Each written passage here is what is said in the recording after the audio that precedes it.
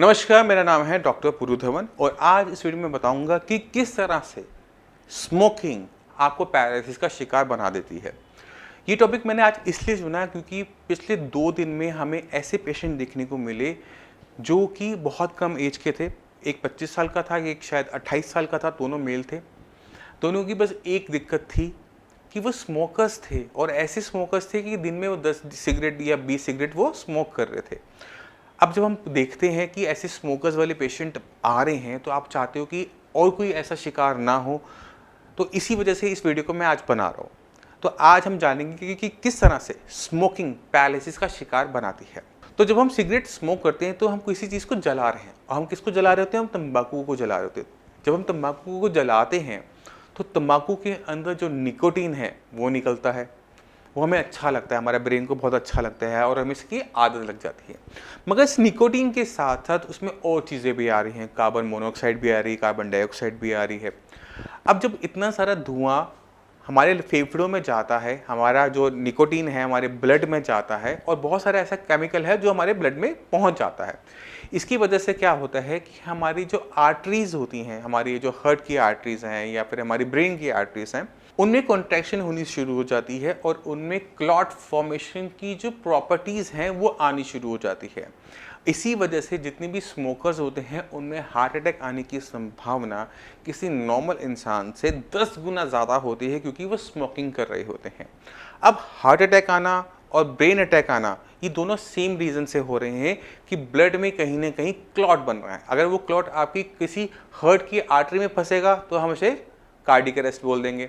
अगर यही क्लॉट हमारे ब्रेन में जाके कहीं फंस जाएगा तो क्या होगा? उसकी वजह से पैरालिसिस, ब्रेन अटैक हो जाएगा। क्योंकि पैरालिसिस क्यों हो रहा है? क्योंकि क्लॉट आपकी किसी नस में जाके फंस गया या नस कोई छोटी हो गई।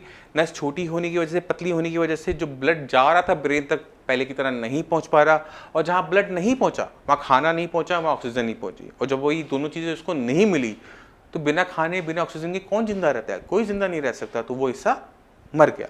अब जब वो मर गया तो वो जो काम कर रहा था वो कौन करेगा? वो काम अब हो नहीं पाएगा। तो हमारे हाथ और पैर में असर देखने को मिलता है। मान लो कि मेरे लेफ्ट साइड में ब्लड सप्लाई कम हुई है या क्लॉट आया है तो मेरे राइट साइड का हाथ और पैर बंद हो जाते हैं, क्योंकि लेफ्ट साइड का ब्रेन मेरे राइट हैंड को, मेरे राइट पैर को चला रहा था जब वो ठीक से काम कर रहा था। मगर अब क्लॉट की वजह से जो डैमेज हुआ है ब्रेन के अंदर, इस वजह से हमारे हाथ पैर काम करना बंद कर जाते हैं। तो कहने का मतलब ये है कि अगर आप स्मोक कर रहे हो और आपको लगता है कि आपको कोई दिक्कत नहीं होगी, तो ऐसा नहीं है कि नहीं हो सकती। पूरे चांसेस हैं कि आपको पैरालिसिस जैसी दिक्कत, बड़ी दिक्कत या फिर किडनी फेलियर जैसी बड़ी दिक्कत हो सकती है, क्योंकि हम स्मोक कर रहे हैं। और स्मोकिंग के जो साइड इफ़ेक्ट्स हैं वो ना सिर्फ हमारे लंग्स पे, हार्ट पे देखने को मिलते हैं, हमारी बाकी बॉडी के ऑर्गन्स को भी देखने को मिलते हैं। तो मेरी आप सभी से रिक्वेस्ट है कि अगर आप स्मोकिंग करते हैं तो अपनी हेल्थ के साथ खिलवाड़ ना करें। वैसे ही हवा में इतना पॉल्यूशन है, स्मोक करने की ज़रूरत ही नहीं है। दिल्ली जैसे सिटीज़ के अंदर तो इतना पॉल्यूशन है। अगर आज की मैं बात करूँ, अभी मैं एफएम पे सुन रहा था कि दुनिया की सबसे ज़्यादा पॉल्यूटेड सिटी कौन सी है? पता है आपको? दिल्ली। तो हम अगर दिल्ली में रहते हो, दिल्ली के आसपास रहते हो, तो पॉल्यूशन में तो आपका वास्ता बचपन से ही पड़ जाता है। फेफड़े वैसे ही ख़राब हो रहे होते हैं, लंग कैंसर की जो बढ़ता जा रहा है, माउथ कैंसर बढ़ता जा रहा है। तो इस चीज़ को छोड़ दो, जिससे आप अपने आप को, अपनी फैमिली को किसी बड़ी दिक्कतों से बचा सको।